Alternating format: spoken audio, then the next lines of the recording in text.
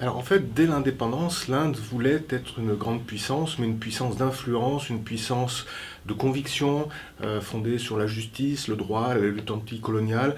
Et c'est par exemple la contribution à la formation du groupe des non-alignés qui est né à la conférence de Bandung en 1955. Enfin, officiellement, c'est né plus tard à la conférence de Belgrade en 61, mais tout le monde se rappelle le rôle qu'ont joué Suharto, Nehru et Chou En-lai à Bandung. Eh bien, cette volonté était là, il faut reconnaître que ça n'a pas fonctionné, et aujourd'hui, l'Inde aspire à être une puissance, je dirais, plus classique, mais qui reconnaisse son importance à la fois en termes de population, d'innovation, et aussi non occidentale. Donc la présence au Conseil de sécurité est un objectif très ancien, qui est réaffirmé en chaque occasion, chaque fois qu'il y a une visite officielle. La vérité, c'est que les Indiens n'y croient plus. Ils pensent que ce sont des promesses qui sont faites de manière rituelle et que ça n'arrivera jamais. Et aujourd'hui, ils parient davantage sur un éclatement du système international qui est né de l'après-guerre. Clairement, l'Inde continue rituellement de se dire non alignée, mais de moins en moins. Et par exemple, l'automne dernier, le Premier ministre Modi n'est pas allé au sommet des non alignés. Il a envoyé le vice-président. Sur le papier, l'Inde est toujours un membre actif du mouvement des non alignés. En pratique, ça n'a plus aucun sens. Et l'Inde se définit aujourd'hui comme multi-alignée, ce qui ne veut pas dire grand-chose, mais ce que ça veut dire en réalité, c'est que l'Inde, tout en rejetant la stratégie qui avait été celle des non-alignés, qui n'a pas fonctionné, mais sans le dire, refuse d'entrer dans des alliances. Donc l'espoir qu'ont pu former quelques présidents américains de rattacher l'Inde à l'orbite américaine, ça ne fonctionnera pas. L'Inde se rapproche effectivement des États-Unis, mais pas sur le mode d'une alliance. Elle conserve de très bons rapports avec les Russes. Donc voilà, l'Inde se voit comme un pays différent, qu'il est temps de reconnaître pour ce qu'elle est, et à égalité, et peut-être davantage, avec la Chine.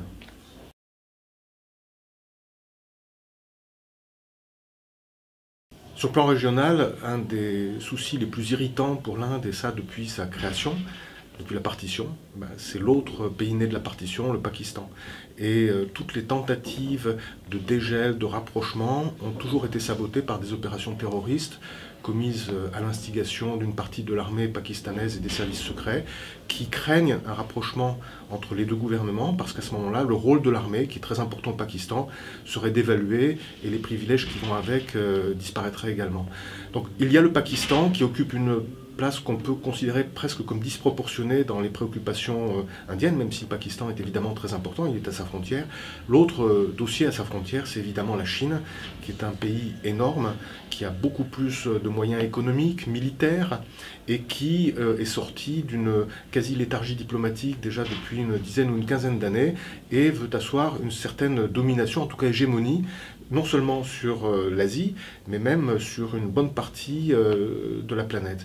Et donc l'Inde est prise un petit peu en tenaille entre son désir de non-confrontation, de coopération sur les dossiers de l'environnement. Par exemple, la Chine et l'Inde ont des intérêts communs et agissent ensemble sur le plan international, mais en même temps, il y a une rivalité évidente, tant stratégique, avec ce que les Indiens appellent la stratégie du collier de perles, c'est-à-dire toutes les bases et facilités navales qui sont ouvertes par les Chinois dans les pays voisins de l'Inde, et la rivalité maritime et économique. Ce qui est vrai, c'est que l'Inde va dépasser la Chine sur le plan démographique au milieu des années 20.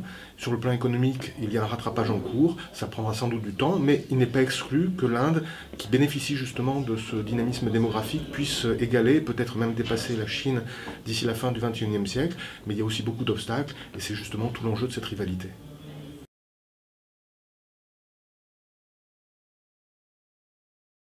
Il faut d'abord dire que des centaines de millions d'Indiens sont sortis de la pauvreté depuis la politique économique mise en place dans les années 90, d'ouverture économique et de démantèlement de la bureaucratie, qui est toujours très importante, mais enfin qui était phénoménale à l'époque.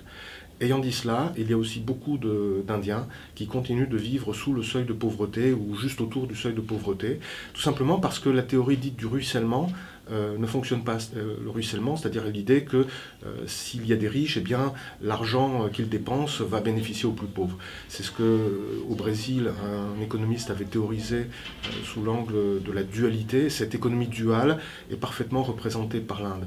L'autre chose, c'est qu'il y a une population énorme, donc sortir de la pauvreté des centaines et des centaines de millions d'Indiens, ça ne peut pas se faire du jour au lendemain, et ça suppose surtout une constance dans la durée de cette croissance de 7%, qui, si elle continue à dépasser durablement la croissance démographique, ce qui est le cas actuellement, devrait progressivement permettre de sortir de la pauvreté tous ces Indiens qui restent pauvres. Et enfin, il y a l'insuffisance chronique en matière de formation, de dépenses d'éducation et de dépenses de santé, et là encore, évidemment, ce sont les pauvres qui sont affectés.